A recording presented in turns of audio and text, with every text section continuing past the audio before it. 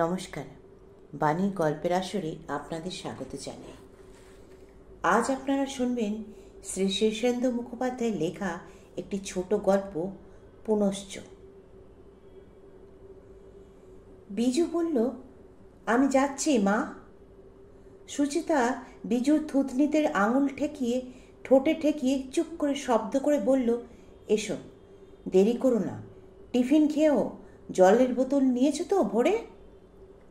বিজু বিরক্ত হয়ে বলে, আজ ম্যাচ আছে, বোতল টোতল কেন একগাদা দিলে? কত বই, টিফিন বাক্স, রোজ স্কুলে যাওয়ার সময় আমি গাধার মতো মোট বই নিয়ে যাই। দূর পাগল, সবে কাজে লাগে, কিচ্ছু ফেলনা নয়। একদিন সব হারিয়ে আসবো, দেখো। ছেলের লম্বাটে ছিমছাম চেহারা, সতেজ মুখের দিকে চেয়ে সুচেতা কয়েক পলক মুগ্ধ হয়ে থাকে। এই তার রক্তের ডেলা, তার আপন সৃষ্টি, তার গাছের মহার্ঘ ফল। ফের ভাবে, নজর লাগলো বুঝি। তাই বিজুর বা হাত টেনে নিয়ে দাঁতে একটু কামড়, গায়ে থু থু করে বলে, সাবধানে যাবি, খেলতে গিয়ে ব্যথা পেও না। বিজু পিঠে ব্যাগ নেয়, কাঁধে বোতল ঝোলায়, তারপর বুটের শব্দ তুলে সতেজ পায়ে বেরিয়ে যায়। 2। সারাদিন হাওয়া বয় তিনতলার ঘর দৌড়ে, খুব হাওয়া, টুকটাক কাজ, আর সুচেতনার শেষ হতে চায় না। কোলের মেয়েটা জ্বালায় বড়, হাম হয়েছে, সারা বাড়ি হামা টেনে বেড়াচ্ছে। মেঝে পেচ্ছাপ করে সেই জলে থাপড় তুপুর করে দুই হাতে। এই রে, দেখেছ বলে উনুন থেকে কড়া নামিয়ে রেখে সুচেতা ছুটে যায়। হামে যদি ঠান্ডা লাগে তবে বিপদ। অরুন্ধতির ছেলেটা হাম বসে মরতে চলেছিল। মেয়েকে কোলে নিয়ে আঁচলে তার হাত পা মোছায়, জাঙ্গিয়া পাল্টে দেয়, পেচ্ছাপের জায়গাটা মোছে। মেয়েকে খেলা দিয়ে আবার গিয়ে চাপড় ঘণ্টের কড়া চাপায়। এইভাবেই যৌবন শেষ হয়ে আসে বুঝি।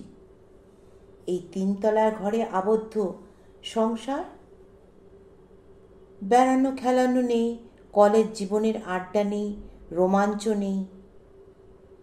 শ্রমিক সন্ধে পার হয়ে এলো। সুচেতা তাকে চা দিয়ে কাছে এসে বলল, কি ভেবেছ বলো তো? কি ভাবলাম? শ্রমিকের ভীতু গলায় জবাব। এইভাবে আমাকে নিংড়ে শেষ করবে?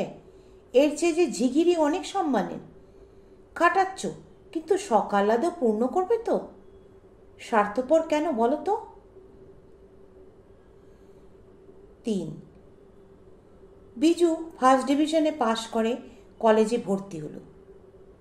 মেয়ে চন্দনা 6 থেকে ফার্স্ট হচ্ছে, ভালো নাচে গায়। এক আধ দিন আজকাল শ্রমিক বলে, বড্ড টায়ার্ড লাগে। কেন? কি জানি, লো প্রেশারটা তো আছেই। আমারও মাথা ঘোরে, হজম হয় না আজকাল। শ্রমিক বলে, চলো তো দুজনেই ডাক্তারের কাছে যাই আজ।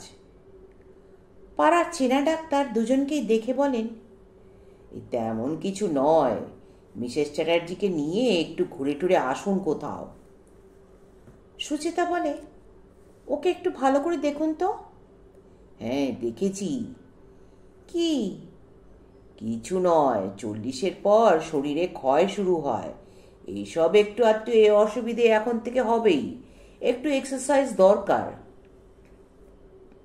সুচেতা ভাবল, 40-এর ওপর? এই সেদিনও তার বরটি মাত্র 24-এর ছিল যে। হিসেবে অবশ্য তাই হয়, সে নিজেও 38 ছুলো। 4। বরপক্ষ চন্দনাকে একবারে পছন্দ করল। ছেলের বাবা বললেন, দেনা পাওনার কথা ওঠে না, যা দেওয়ার মেয়েকে দেবেন। ছেলের কিছু চাই না, শুধু লক্ষ্মীমন্ত বউই চাই। শ্রমিক অলক্ষ্যে সুচেতার দিকে তাকায়। সুচেতার মুখে চোখে মেয়ের জন্য অহংকার। শ্রমিক অতটা খুশি নয়, মেয়ে তার প্রাণ, মেয়ের বিয়ে হলে থাকবে কি করে? রাত্রিবেলা শুয়ে জনান্তিকে সুচিতাকে বলল, তুমি তো বিয়ের নামে টকবক করছো, আমি থাকবো কি করে? আমিও তো মা। আমার বুকের মধ্যে কষ্ট হচ্ছে। টাকার কথা ভাবছো? হ্যাঁ, সে ভাবনাও আছে, কিন্তু চন্দিকে ছেড়ে থাকা। ভেবো না, সয়ে যাবে। মেয়েরা বড় নিষ্ঠুর। মেয়েরা নয়, তোমরাই। আমাকে যখন আমার বাবা মার কাছ থেকে ছিনিয়ে নিয়েছিলে, তখন এত মায়া কোথায় ছিল? শ্রমিক চুপ করে থাকে। অনেকক্ষণ বাদে বলে, কিন্তু চন্দির কথা আলাদা। সকলের কাছে নিজের মেয়ে আলাদা। তুমি হার্টলেস। জানোই তো। শ্রমিক ঘুমোলো, কিন্তু সুচেতা জেগে রইল। একবার উঠে গিয়ে পাশের ঘরে ঘুমন্ত মেয়েটাকে দেখে এলো। মাঝরাতে নীরবে চোখের জল ফেলল কিছুক্ষণ। বিজু বিদেশে, মেয়েও চলল শ্বশুর ঘর। 5 বাথরুম থেকে ঘরে আসতে পারছিল না শ্রমিক। কি দূর হয়ে গেছে ঘর, কত দূর! তার গলার স্বর পৌঁছই না ঘরে সুচেতার কাছে। তবু সে প্রাণপণে ডাকে, সুচেতা। ডাকটা ফোটে না, অস্ফুট গঙ্গানির শব্দ হয়। শেষ রাতে সুচেতা টের পেল শ্রমিক বিছানায় নেই। অনেকক্ষণ নেই। চমকে ওঠে বুক। বয়সটা ভালো নয় তো। উঠে সে স্বামীকে খোঁজে। বাথরুমে যখন খুঁজে পায়, তখন শ্রমিকের জ্ঞান নেই। গো গো শব্দ করছে, হাতে পায়ে খিঁচুনি। ডাক্তার বললে মাইল্ড স্ট্রোক। এরপর থেকে কিন্তু খুব সাবধান। খবর পেয়ে দুর্গাপুর থেকে কর্মব্যস্ত বিজু এলো, মুখ থমথমে গম্ভীর। চন্দনা এলো তার 3 বছর 2 মাসের 2 বাচ্চাকে নিয়ে। বাবার শিহরে বসে রইল ভাই বোন। সুচেতা নাতি নাতনি সামলাতে লাগলো। শ্রমিক বলল, তোরা অমন ভেঙে পড়িস না, আমি এখন ভালো আছি। চন্দনা কাঁদতে থাকে।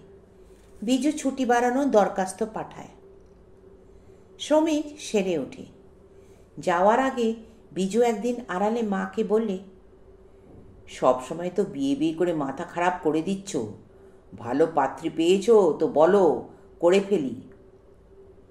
3-3টে হাতে রেখেছি, এবারই দেখে পাকা কথা দিয়ে যা। বিজু খুব লাজুক স্বরে বলল, আর একটা দেখা তো আছে, বলো তো তোমাদের দেখিয়ে দিই। ও মা, তাই বলি, বলে সুচেতার গালে হাত। 6 বিরক্ত হয়ে শ্রমিক বলল, সবই কি আর মনের মতো হয়, মানিয়ে নিতে হবে। সুচেতা বলে, তুমি পুরুষ মানুষ, আত্মভোলা শিবের জাত, মানিয়ে নিতে পারো, মেয়েরা পারে না।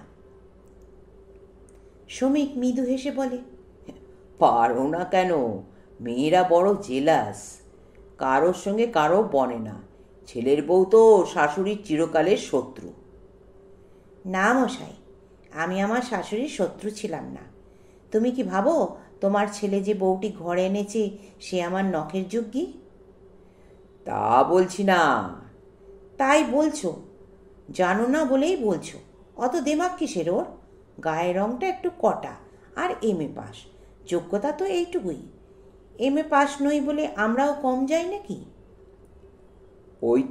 ওই তো জেলাসির কথা। তোমাকে কম কে বলেছে? অনেকে হয়তো ভাবে তুমিও বউকে আশকারা দাও, বউকে কিছু বললে ছেলেরও মুখ ভার। না বাপু, দুর্গাপুরে আর নয়, কলকাতা চলো, ছেলের সংসারে ঢের হয়েছে। 7 জামাই রবিনের পাতে আরও একটু মুরগি দিয়ে সুচেতা হাসি মুখে বলে, বলছেই না যখন। রবিন মুখ তুলল না, চিন্তিতভাবে চুপ করে রইল। চন্দনা টেবিলের অন্য ধার থেকে বলে, বলবে কি করে? একা ওই তো সংসারের সব খরচ চালায়, ভাইরা কিচ্ছু দেয় নাকি? যাও বা দেয়, শাশুড়ি তা ব্যাংকে জমা করেন, বড় ছেলেই চক্ষুশূল। শ্রমিক এসব কথা পছন্দ করে না।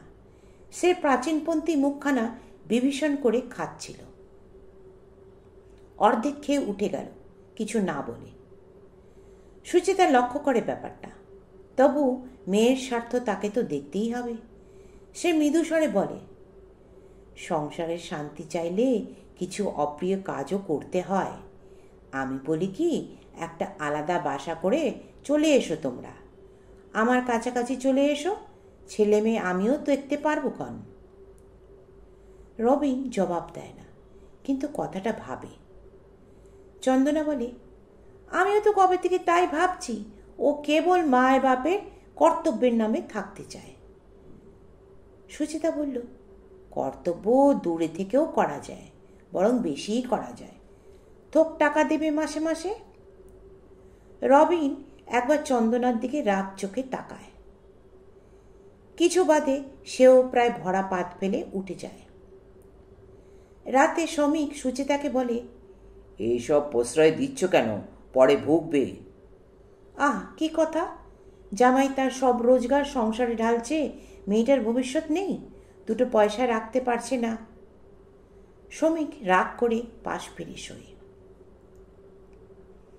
8 মস্ত প্রমোশন পেয়ে বিজু বদলি হয়েছে কলকাতায়। বউ হাসানু আর 2 ছেলে মেয়ে হৈ হৈ করে এসে হাজির হলো একদিন। সুচেতার আনন্দ ধরে না। শ্রমিকের গম্ভীর মুখে খুশির বেলুন ফাটল। সুচেতা বলল, বলতে নেই বৌমা, তোমার শরীরটা একটু সেরেছে, বিয়ের সময় যা রোগা ছিলে। দুর্গাপুরে জল ভালো মা, কলকাতায় এলে তো এবার বুঝবে।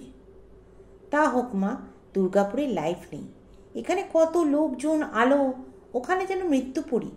কতদিন থেকে আসবো আসবো করছি। খুব সাবধানে সুচেতা জিজ্ঞেস করে, এই বাড়িতেই থাকবে তো নাকি?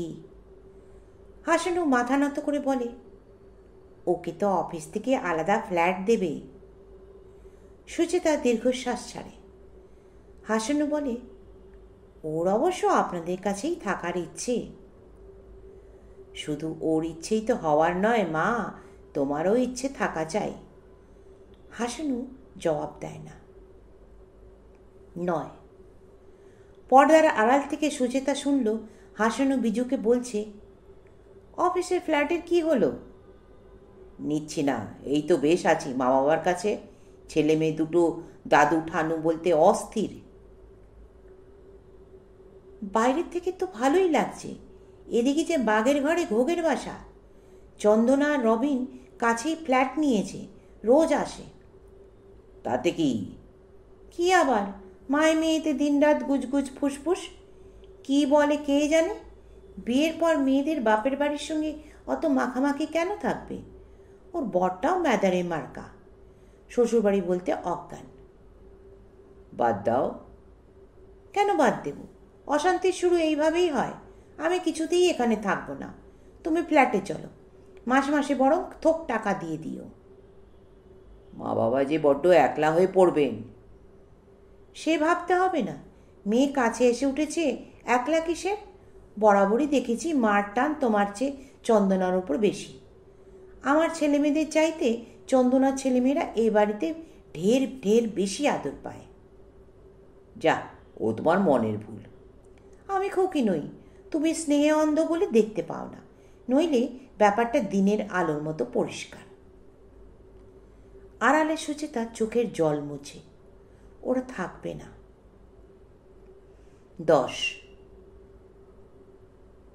জয় বলল, আমি যাচ্ছি মা। হাসানু জয়ের মাথাটা দুহাতে ধরে একটু আদর করে বললে, এসো গিয়ে, টিফিন খেয়েও কিন্তু ওয়াটার বটলটা ভুলে যেও না। জয় বিরক্ত হয়ে বলে, নিয়েছি নিয়েছি। হাসানু ছেলের লম্বাটে ছিপছিপে চেহারাটা একটু দূর থেকে দেখে, মুখখানায় বুদ্ধির ঝিকিমিকি, দেখে মুগ্ধ হয়ে যায়। তারপর হঠাৎ খেয়াল হয় ওরকমভাবে দেখতে নেই। আজকাল সে এসব সংস্কার মানে। ছেলের চোখের আড়ালে সে একটু হাত জোর করে ঠাকুরের কাছে মনে মনে প্রার্থনা করে, ভালো রেখো। বিজু অফিসে, জয় স্কুলে। মেয়েটা এক মনে ছবি আঁকে, আবল তাবল ছবি। জ্বর থেকে সদ্য উঠেছে। হাসানু মেয়েকে বলে, দিয়া দুধ খেলি না? না, বমি পায়। সারাদিন হাসানু কাজের শেষ নেই, কিছুই তাকে নিজের হাতে করতে হয় না। আয়া, চাকর, রাঁধুনি সব আছে, তবু সব দিকে চোখ রাখতে হয়, সারা বাড়ি ছুটতে হয়। সন্ধে পার করে বিজু এলো। হাসানু তার মুখোমুখি বসে বলে, কি ভেবেছ বলো তো? এইরকম ডাল সন্ধে কাটানো যায়? এর চেয়ে ঝিগিরি ভালো ছিল। তোমার সংসারে দেখছি আমারও তো কিছু স্বাদ আহ্লাদ তোমাকে দেখতে হবে। নমস্কার, কেমন লাগলো গল্পটি? হিস্ট্রি রিপিটস ইটসেলফ, তাই না? গল্প পাঠ ভালো লাগলে লাইক কমেন্ট করে দেবেন। আর নতুন শ্রোতা বন্ধুরা যারা এখনও আমার চ্যানেলটি সাবস্ক্রাইব করেননি তারা অবশ্যই সাবস্ক্রাইব করে নেবেন। ধন্যবাদ।